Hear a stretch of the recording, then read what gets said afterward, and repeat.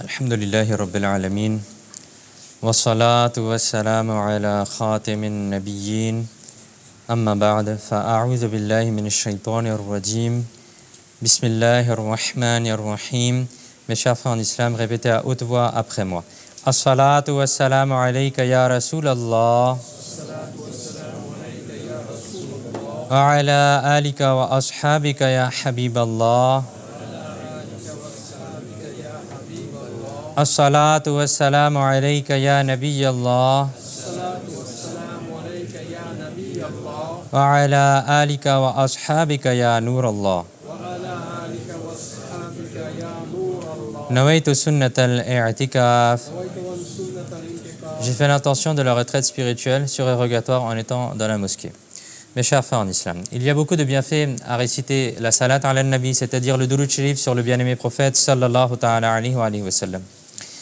Il est rapporté dans un hadith que le bien-aimé prophète sallallahu ta'ala alayhi wa sallam a dit: quiconque parmi les membres de ma umma, quiconque parmi mes ummati, récite la salat, récite le durud sharif sur moi, se voit inscrire 10 bonnes actions parmi les actions du haram. Allahu Akbar. Se voit inscrire combien? 10 bonnes actions parmi les actions du haram.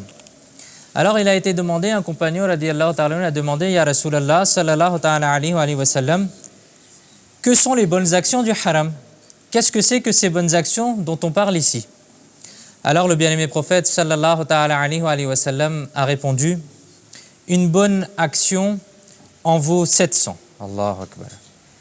La personne qui récite une fois la salat, le durud sharif sur le bien-aimé prophète sallallahu ta'ala alayhi wa sallam, il reçoit 10 bonnes actions parmi les bonnes actions du haram.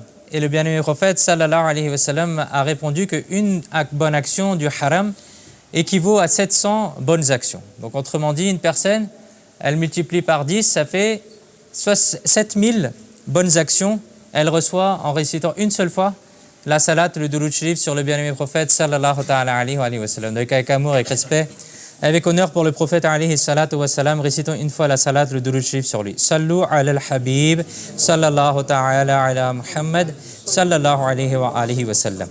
Chers frères en islam, Allah Azza wa Jal dit dans le noble Coran: Inna Ibrahim kana ummatan qanitan lillahi hanifa wa lam yaku minal mushrikin. Sadaqallahu al-azim. Wa sadaqa rasuluhu an-nabiyyul karimul amin. Traduction de Kanz al-Irfan.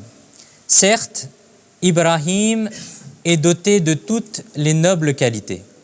Un guide obéissant à Allah et préservé de toute fausseté, de tout batil.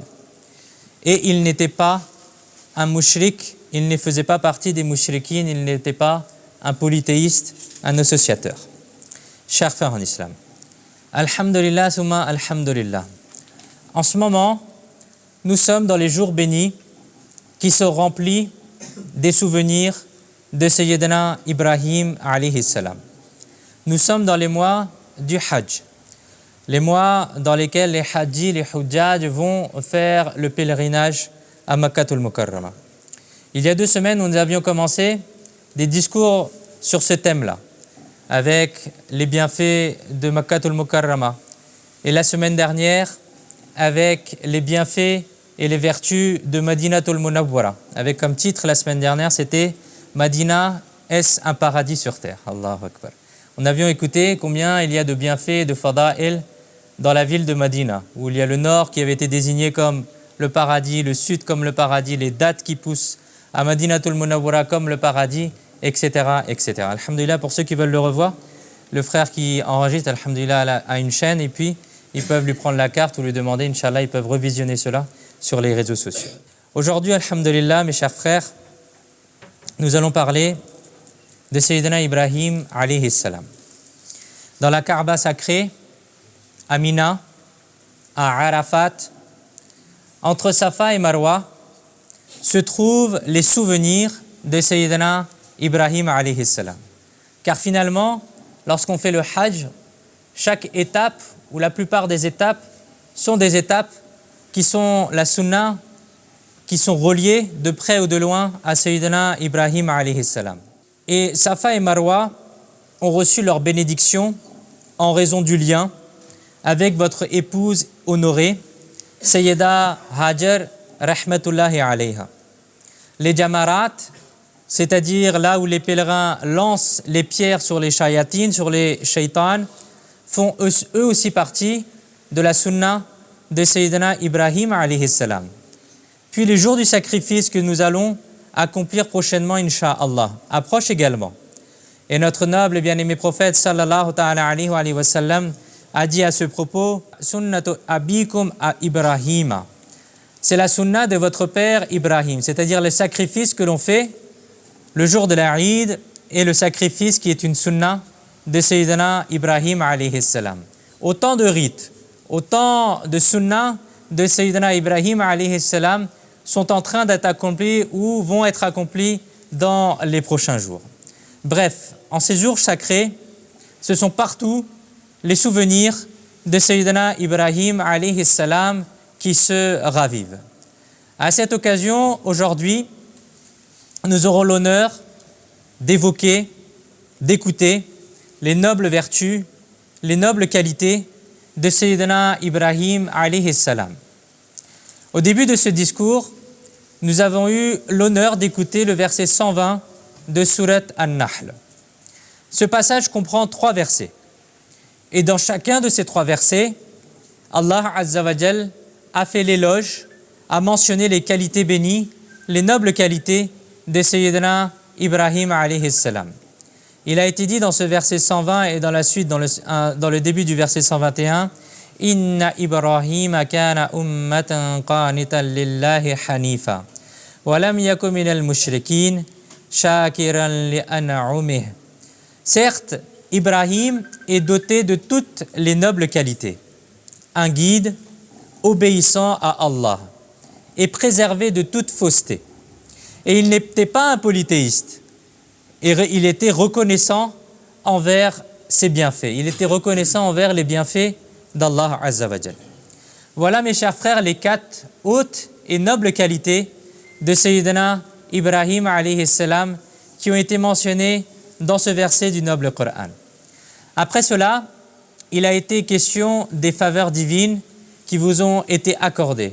Il a été dit dans la suite du verset 121 et dans le verset 122, Allah l'a choisi et l'a guidé vers la voie droite. Et nous lui avons accordé le bien dans le bas monde. Et certes, dans la akhira, il sera parmi les serviteurs proches. Le résumé de ces versets est le suivant. Sayyidina Ibrahim alayhi salam était à lui seul une umma entière.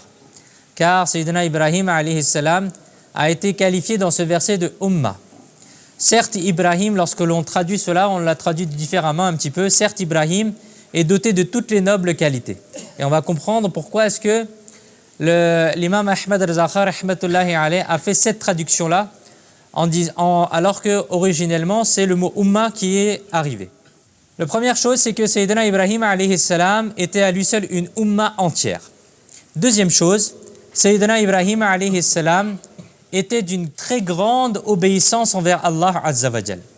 Troisième chose, Sayyidina Ibrahim alayhi salam se tenait à l'écart de tout batel, de toute fausseté, de toute mauvaise chose. Et quatrième et dernière chose, Sayyidina Ibrahim alayhi salam remerciait abondamment Allah Azza wa Jal pour les bienfaits qu'il avait. Puisque vous étiez doté de si grandes qualités, Allah Azza wa Jal vous a choisi, a fait de vous votre rapproché et son élu, et a fait de vous le signe du droit chemin et le critère de la vérité. Vous a accordé les bienfaits dans le bas monde et dans la akhira. Vous a placé parmi les vertueux et ceux de très haut rang, et vous a même donné le titre de Khalil, de proche ami d'Allah. Chers frères en islam, dans ce passage, 4 éminentes qualités, 4 grandes qualités de Sayyidina Ibrahim alayhi salam ont été mentionnées. Aujourd'hui, nous devons comprendre ces 4 qualités et en tirer des leçons. La première qualité qui a été mentionnée ici de Sayyidina Ibrahim alayhi salam dans le verset 120 de Surat An-Nahl, « Inna Ibrahim kana ummatan » Certes, Ibrahim est doté de toutes les nobles qualités. Certes, Ibrahim est une umma à lui seul. Ceci est une qualité d'une grandeur extrêmement remarquable. Pour Sayyidina Ibrahim alayhi salam, le terme de umma a été utilisé, a été employé. Si l'on regarde d'un point de vue littéral, d'un point de vue linguistique, le mot umma n'est pas utilisé pour une personne. Le mot umma n'est pas utilisé pour une personne. Regardons, si je suis un individu, alors je ne suis pas la umma du bien-aimé prophète sallallahu alayhi wa sallam. Mais on va dire, je suis un ummati du bien-aimé prophète sallallahu alayhi wa sallam. Mais je fais partie, je suis un membre de la umma. Nous apprenons donc que le terme umma s'emploie pour plusieurs personnes. Elle ne s'emploie pas pour une seule personne. La question est la suivante. Alors pourquoi Sayyidina Ibrahim alayhi salam a été appelé une umma à lui seul? Alors les respectables savants alayhi salam, rahmatullahi alayhi, en ont indiqué deux sens. Le premier sens est le suivant, qu'à vous seul, vous étiez une umma, une communauté parmi les communautés. Et en raison de la perfection de vos qualités de khair, de bien. Qu'à vous seul, vous étiez une umma parmi les autres ummas, en raison de la perfection de vos qualités du bien. C'est-à-dire que Sayyidina Ibrahim alayhi salam a des qualités et des perfections si grandes, si sublimes, si parfaites. Pour ainsi dire, vous n'êtes pas un simple individu, mais à vous seul, vous êtes supérieur à des milliers d'autres hommes. Regardons donc. Chez nous, il arrive parfois que certaines personnes se spécialisent. Certaines personnes, ils vont essayer d'acquérir la science. Et ils vont rester dans cela, mais ils vont manquer de ibadah. Ils vont acquérir la science, mais la mettre en pratique va être un peu difficile pour eux. Ils vont préférer acquérir la science. Et l'envie de faire la ibadah va être un peu faible chez eux. Telle autre personne va être assidue à la ibadah, mais elle va manquer un peu d'essayer d'apprendre la science religieuse et d'essayer d'en apprendre plus. Chez une autre personne, il va avoir une qualité qui est la douceur. Elle va parler gentiment, mais il ne sait pas comment entrer en relation avec les gens. Il va être brut avec les gens, il va être trop direct avec les gens. Tandis qu'un autre sait traiter correctement les gens, mais il n'est pas pourvu de compassion. Il ne sait pas être rahim avec la personne, être gentil avec la personne.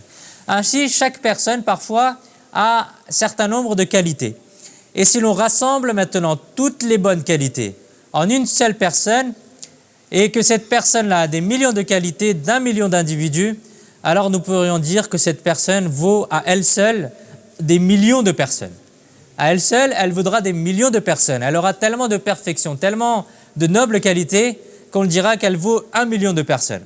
De même, lorsque nous contemplons la dignité et la grandeur de Sayyidina Ibrahim alayhi salam, nous constatons que, puisqu'à vous seul, vous réunissez des milliers de nobles qualités, vous êtes parfait et accompli dans le ilm, dans la science, vous êtes parfait et accompli dans la ibadah, dans l'adoration, dans le zuhd, dans l'ascèse également. Votre hilm, votre mansuétude, c'est-à-dire le fait de pardonner généreusement aux gens, était sans égal. Votre amour pour Allah Azza wa Jal était sans pareil. Vous étiez sans égal dans l'obéissance et dans la soumission. Ainsi, des milliers de qualités se sont réunies en vous. C'est pourquoi il a été dit « Inna Ibrahim kana ummatan ». Certes, Ibrahim est une umma. Certes, Ibrahim est doté de toutes les nobles qualités. Chers frères en islam, nous apprenons ici cette leçon, que nous devons faire rayonner en nous toutes sortes de bonnes qualités, toutes sortes de belles qualités. Il est évident que nous ne pouvons en aucun cas être du même rang que Sayyidina Ibrahim alayhi salam. Mais en recevant ses bénédictions, en recevant ses barakas, en recevant ses enseignements, nous pouvons au moins marcher sur la voie de notre noble conduite, de votre noble conduite. Chez nous, parfois on entend certaines personnes dire « mes paroles sont un peu dures, mais j'ai un très bon cœur ». Eh bien mon frère, pourquoi garder des paroles si dures? Adoucissons plutôt nos paroles. Certaines personnes vont dire « veuillez m'excuser, je suis rapide à me mettre en colère ». Alors mon frère, pourquoi êtes-vous si rapide à vous mettre en colère? Pourquoi ne pas faire un effort pour essayer de maîtriser cette colère-là? D'autres personnes vont dire « pour tout le reste, tout va bien, il me manque juste la istiqama dans ma ibadah ». J'essaie juste d'être constant dans ma ibada. Alors mon frère, adoptons la istiqama, nous aussi. Bref, en matière de bonnes œuvres, nous devons nous efforcer de ne pas demeurer incomplets, mais essayer de tendre vers être un insan kamil, être un être humain complet, avec toutes les nobles qualités qu'il y a.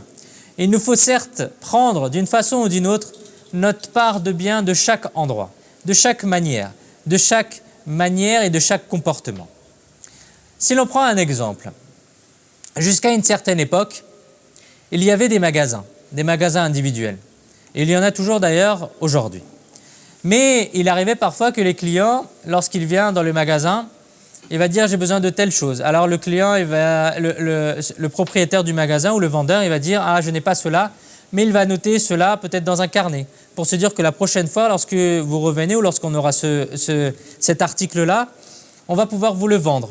Et comme ça, le commerce, il marche. Et comme ça, le vendeur, ou le commerçant, il essaie d'éviter que le client va ailleurs ou que le client va dans un autre magasin pour rechercher cela. C'est-à-dire que jusqu'à une certaine époque, et encore aujourd'hui d'ailleurs, il y a le fait d'éviter que personne elle va dans un autre magasin. Mais il y a eu un système qui est apparu, peut-être en France dans les années 1950, qui est ce qu'on appelle le supermarché ou le hypermarché, qui est le fait d'avoir dans un seul toit, sous un seul commerce, toutes les catégories d'articles qui est possible de vendre pour que le client n'aille pas ailleurs. Eh bien mes chers frères, ceci est une manière de vendre. Les gens en ont tiré une leçon et ont créé des supermarchés ou des hypermarchés. Ils ont réuni toutes les choses sous le même toit pour que celui qui veut acheter n'importe quoi, il ne va pas se poser une question, je vais aller dans tel magasin ou de tel magasin, mais il va dire je vais aller au supermarché, je vais trouver tout ce que je veux là-bas. Tout cela afin qu'aucun client ne soit perdu.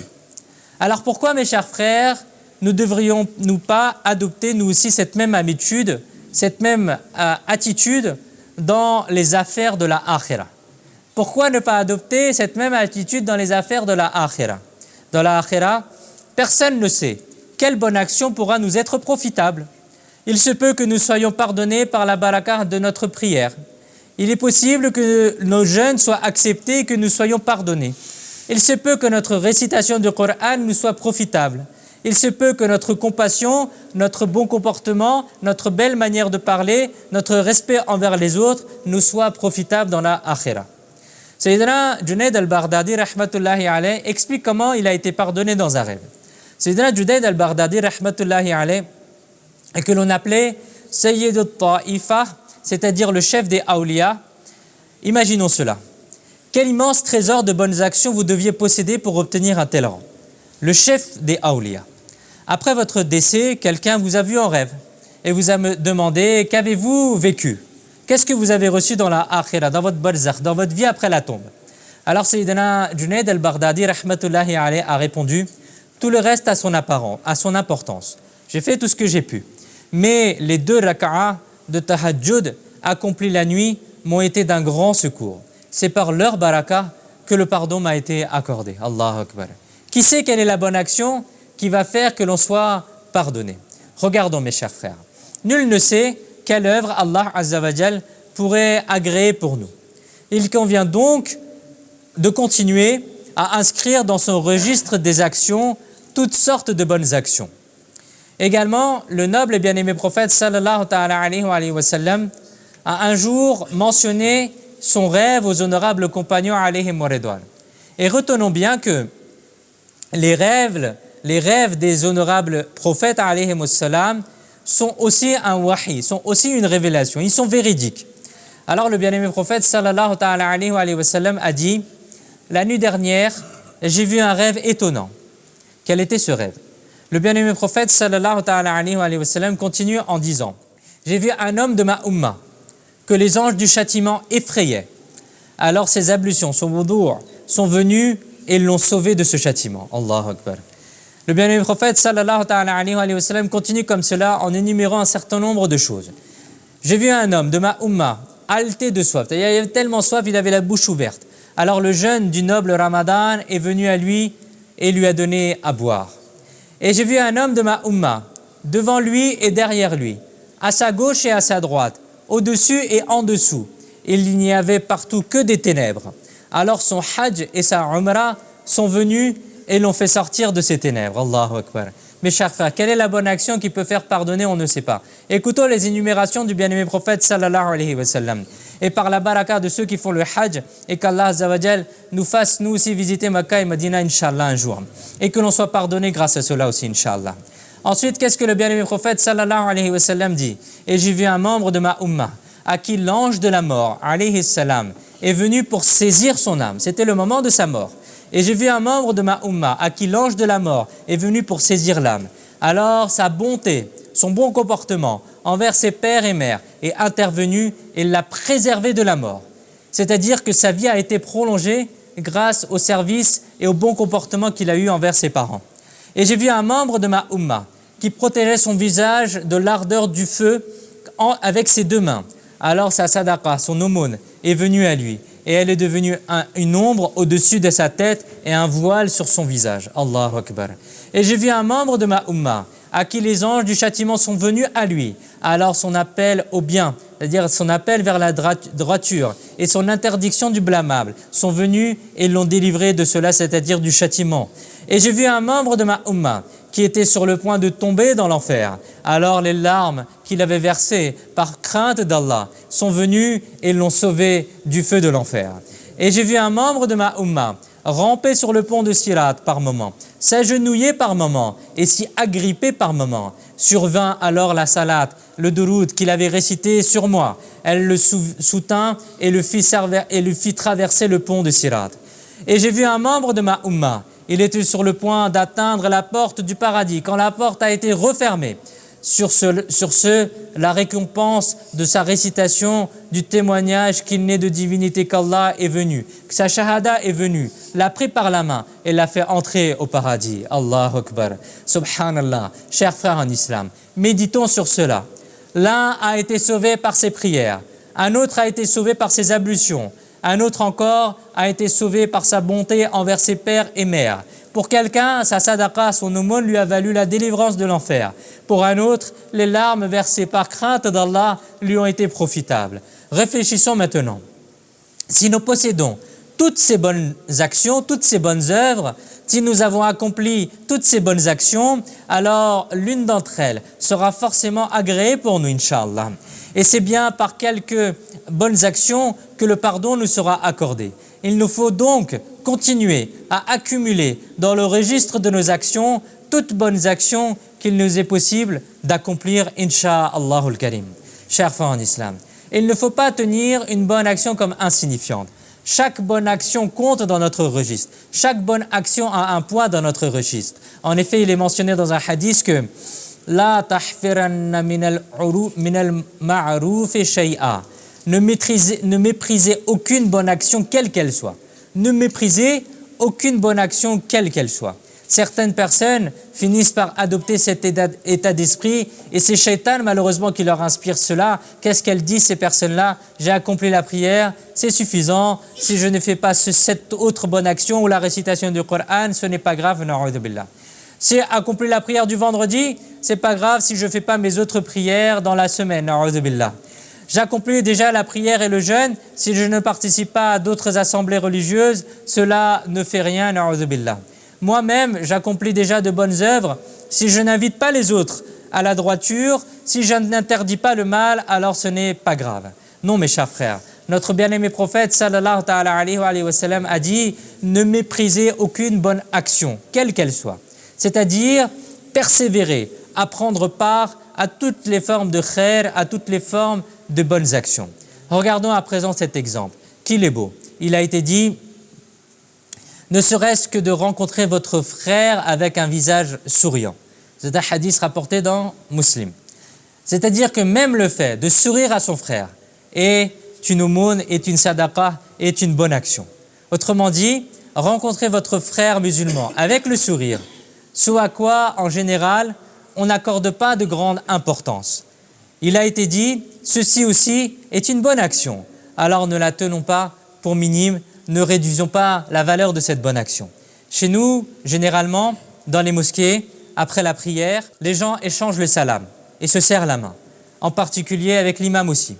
Certains se lèvent malheureusement à la hâte, s'ils n'ont pas d'autres raisons, et sortent sans adresser le salam aux musulmans. C'est une chose s'ils ont besoin de travailler ou s'il y a une excuse, un rendez-vous, etc. C'est une chose. Mes chers frères, puisque l'occasion nous en est donnée, pourquoi délaisser cette bonne action-là? Adressons le salam, rencontrons les uns et les autres avec le sourire. Cela aussi est une bonne action.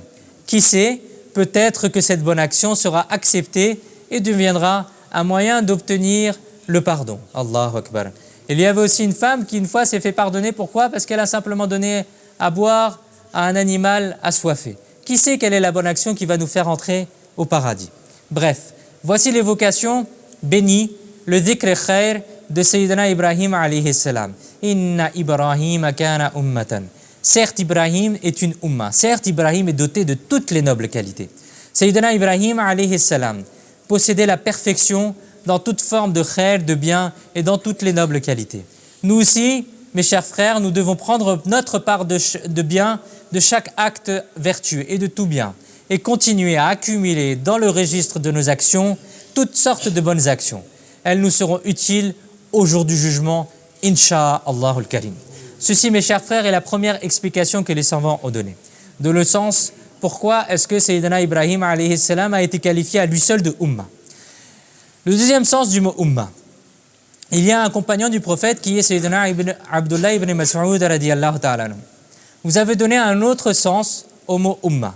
Vous avez dit, c'est celui qui enseigne le bien aux gens. C'est-à-dire que le mot Ummah, lorsqu'il est employé pour une seule personne, alors cela désigne une personne qui enseigne le bien aux gens. Conformément à ce sens, le verset signifie donc que Sayyidina Ibrahim alayhi salam est de ceux qui appellent à la droiture et qui enseignent des paroles de khair, de bien. Allahu Akbar. Quelle ardeur, quel courage de Sayyidina Ibrahim alayhi salam avait pour inviter les gens à la droiture. Imaginons-nous un peu qu'est-ce qu'il se passait à l'époque et le contexte de l'époque. Vous étiez absolument seul, tandis qu'en face se trouvait tout un peuple. Il y avait Namroud aussi, le pharaon de son époque, son trône et sa royauté, ainsi qu'une armée entière. Dans de telles circonstances, Sayyidina Ibrahim alayhi salam a invité à la droiture seul à toute une nation.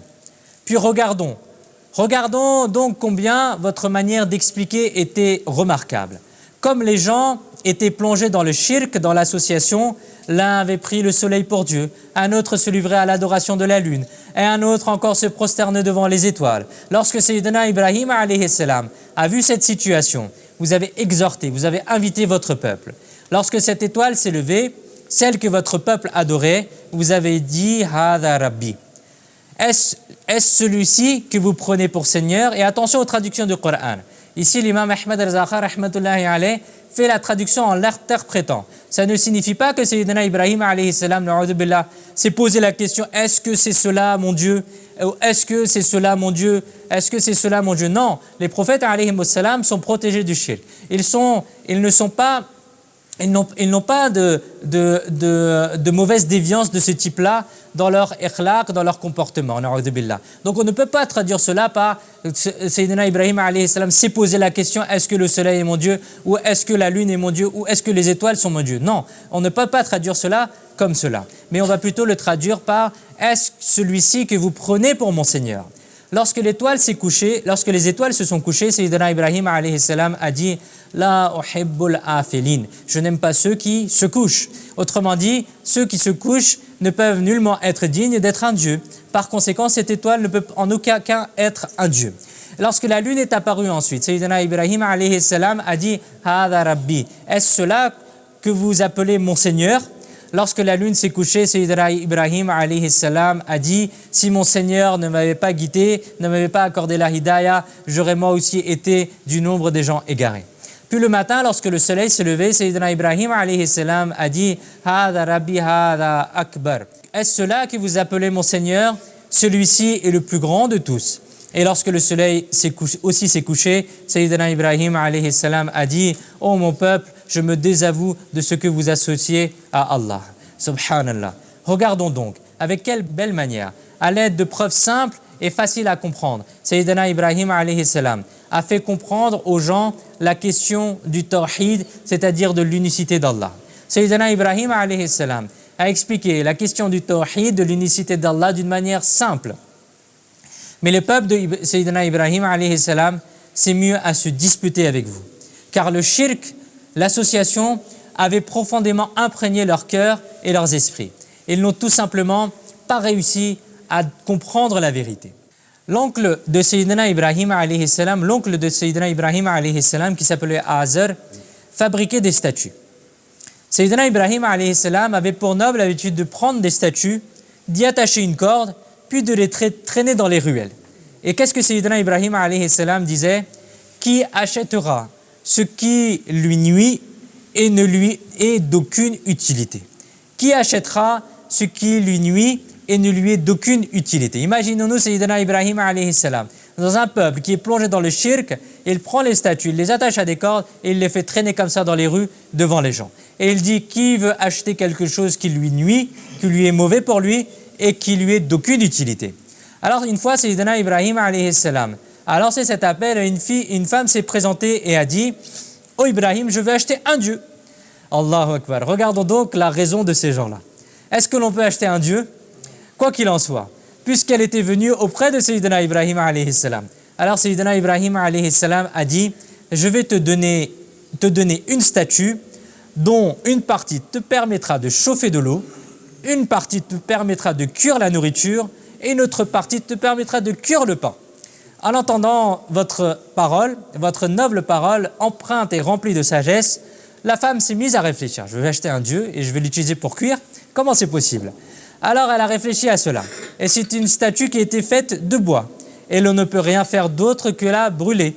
Elle était encore dans ses pensées. Lorsque vous avez dit, voulez-vous que je vous indique un Dieu tel que si vous l'invoquez, il entendra votre dua, et que si vous le sollicitez, il vous accordera le secours et il vous viendra en aide depuis l'invisible? La femme a répondu, mais certainement, dites-moi qui est cela? Alors Sayyidina Ibrahim alayhi salam a dit, dites sincèrement la ilaha illallah. Ensuite, lorsque la femme a prononcé le kalma at-tayyiba, la statue lui a échappé des mains et est tombée par terre. En voyant cela, son cœur s'est illuminé et elle a même réduit cette statue en miettes. Allahu Akbar. Ceci, mes chers frères, est l'invitation à la droiture de Sayyidina Ibrahim alayhi salam. Chers frères en islam, nous apprenons donc que nous aussi, nous devons prendre l'habitude d'inviter à la droiture et d'interdire les mauvaises actions. Il est dit dans le noble Coran, وَالْمُؤْمِنِينَ وَالْمُؤْمِنَاتِ بَعْدَهُمْ أَوْلِيَاءُ بَعْضٍ يَأْمُرُونَ بِالْمَعْرُوفِ وَيَنْهَوْنَ عَنِ الْمُنْكَرِ. Les hommes musulmans et les femmes musulmanes sont les soutiens les uns des autres. Ils commandent le bien et interdisent le mal. Pourquoi est-ce que cette Ummah est une grande Ummah? Parce que nous sommes des gens et nous devons être des gens qui commandent le bien, qui ordonnent le bien et qui interdisent le mal. Que ce soit dans notre foyer, que ce soit auprès de notre famille, que ce soit auprès de nos enfants, nous devons faire cet effort-là. C'est-à-dire que les musulmans sont frères les uns des autres. Ils s'aiment pour l'amour d'Allah. Et cette éminente qualité des musulmans est qu'ils s'appellent mutuellement au bien et s'interdisent réciproquement le mal. Ah, quel regret! Ah, quel regret! À présent, notre situation est devenue très déplorable. Les gens n'éprouvent absolument aucune honte à commettre des péchés et même à inciter les autres gens à faire des péchés. Les actes d'impudeur sont qualifiés de mode et de modernité. Et l'on pousse ardemment les uns et les autres à commettre cela. Il arrive même que des parents se réjouissent de voir leurs enfants s'éloigner de la religion et adopter de la modernité, des choses qui sont sous couvert de modernité ou d'esprit libéral, et qu'ils encouragent même parfois cela auprès de leurs enfants. Mais hélas, lorsqu'il s'agit d'inviter à la droiture, bien des musulmans éprouvent généralement de la honte. Un jour, le bien-aimé prophète sallallahu alayhi wa sallam a dit « Quel sera votre état lorsque vous cesserez d'ordonner le bien et d'interdire le mal? Quel sera votre état lorsque vous arrêterez d'ordonner le bien et d'interdire le mal ?» Les honorables compagnons alayhim ridwan ont demandé de manière très surprise « Ya Rasulallah sallallahu alayhi wa sallam, cela arrivera-t-il ?» Le bien-aimé prophète sallallahu alayhi wa sallam a dit « Oui, par celui qui détient mon âme dans son pouvoir il y aura un état encore plus grave que cela. À ce moment-là, quel sera votre état? Vous prendrez le bien pour le mal et le mal pour le bien. Les honorables compagnons alayhim wa ridwan ont demandé, Ya Rasulallah sallallahu ta'ala alayhi wa sallam, cela arrivera-t-il? Le bien-aimé prophète sallallahu ta'ala alayhi wa sallam a dit, oui, par celui qui détient mon âme dans son pouvoir. Il y aura un état plus grave encore. Allah Azza wa Jal a dit, je jure par mon être, je décréterai alors en ces temps-là sur eux une telle épreuve que même les gens doués de raison en resteront stupéfaits. Allahu Akbar. Qu'Allah Azza wa Jal nous accorde la grâce de devenir de ceux qui appellent au bien et qui interdisent le mal. C'est un fondement, mes chers frères. Nous devons inviter vers le bien et interdire le mal dans la capacité dans laquelle nous avons la possibilité de le faire. Si nous avons juste la possibilité de le faire dans notre foyer, auprès de nos enfants, alors nous devons le faire. Si nous avons la possibilité de le faire auprès de notre famille ou bien d'autres membres ou bien d'autres frères, nous devons le faire.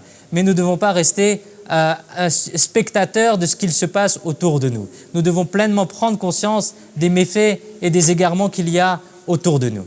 Mes chers frères en islam, le deuxième attribut de Sayyidina Ibrahim alayhi salam a été mentionné comme cela. Qanitan lillah, obéissant à Allah. Quelle gloire et quel grand rang de Sayyidina Ibrahim alayhi salam dans l'obéissance et la soumission à Allah Azza wa Jal. Votre âge était simplement de 7 ans lorsque Allah Azza wa Jal a dit « Aslim », obéis. Et Sayyidina Ibrahim alayhi salam a dit « Assalamtu li rabbil alamin », j'ai obéi à celui qui est le Seigneur de tous les mondes. À l'âge de 7 ans, Allahu Akbar. Puis Sayyidina Ibrahim alayhi salam est resté ferme sur cela toute votre vie. Pour cela, vous avez traversé d'innombrables épreuves. Mais Sayyidina Ibrahim alayhi salam n'a jamais délaissé l'obéissance à Allah Azza wa Jal. Le malheureux Namroud a même eu l'audace impure de vous jeter, ma'adallah, qu'Allah Azza wa Jal nous en préserve, dans le feu. Pourtant, vous êtes resté ferme dans l'obéissance à Allah Azza wa Jal. Sayyidina Ibrahim alayhi salam a quitté son foyer et a accompli la hijra. Et dans le chemin d'Allah, vous êtes resté ferme dans l'obéissance et la soumission à Allah Azza wa Jal. Ensuite, Sayyidina Ibrahim alayhi salam a reçu un fils, Sayyidina Ismaïl alayhi salam. Vous avez alors reçu l'ordre suivant, ô Ibrahim alayhi salam, veuillez laisser votre fils et sa mère à Makkatul Mukarrama. Et à cette époque-là, Makkatul Mukarrama était totalement inhabité. Personne n'y vivait et il n'y avait aucun moyen d'existence. Malgré cela, Sayyidina Ibrahim alayhi salam n'a présenté aucune excuse. Au contraire, vous vous êtes soumis avec humilité et avez laissé votre fils et votre honorable épouse. Ensuite, Allah Azza wa Jal vous a ordonné un autre ordre. Ô Ibrahim alayhi salam, tu as eu un fils, maintenant sacrifie-le. Sacrifiez votre fils. Sayyidina Ibrahim alayhi salam s'est aussi soumis à cet ordre-là et a posé le couteau sur sur la gorge de son fils. Allahu Akbar. Ah, si seulement il nous était, à nous aussi, accordé de devenir un serviteur d'Allah obéissant, pieux et assidu dans l'adoration. Chers frères en islam, d'autres qualités de Sayyidina Ibrahim alayhi salam ont été mentionnées. Il a été dit « Hanifa, walam yaku minal mushrikin ». Il était détaché de toute fausseté et n'était pas polythéiste. Ici, le noble attribut de Sayyidina Ibrahim alayhi salam a été mentionné. Hanif. C'est le mot Hanif qui a été donné pour désigner Sayyidina Ibrahim alayhi salam, c'est-à-dire celui qui demeure éloigné de toute fausseté, de tout batil. C'est là aussi une parole d'une très grande élévation.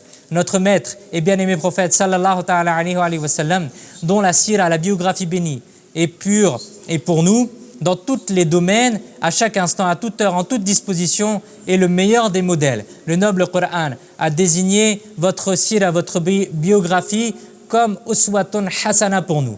De même, il a été désigné de la même manière pour Sayyidina Ibrahim alayhi salam. Qad kana lakum uswatun hasanatun fi Ibrahim. Dans surat Al-Mumtahina, certes en Ibrahim, vous avez eu le meilleur modèle à suivre. C'est-à-dire que le noble sira, la noble biographie, la noble vie de Sayyidina Ibrahim alayhi salam est pour nous le meilleur exemple. En quelle matière cela est un exemple? Il a été dit dans Surat Al-Mumtahina, verset 4, lorsqu'ils ont dit à leur peuple, certes nous nous désavouons de vous et de ceux que vous adorez en dehors d'Allah.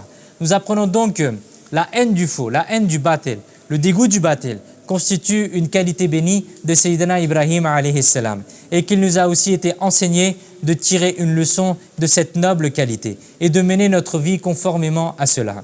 Qu'Allah Azza wa Jal nous accorde la grâce de détester le faux.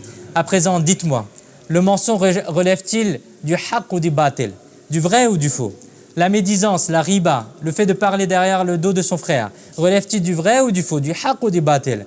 De même, la calomnie, les injures, les transactions usuraires, le shirk, la mécréance et toute forme de péché, tout cela, mes chers frères, relève du batil. Nous devons donc détester toutes ces choses-là et il est évident que si le cœur éprouve de la répulsion pour ces choses, alors lui aussi il lui sera accordé de s'en préserver, insha'Allah al-Karim.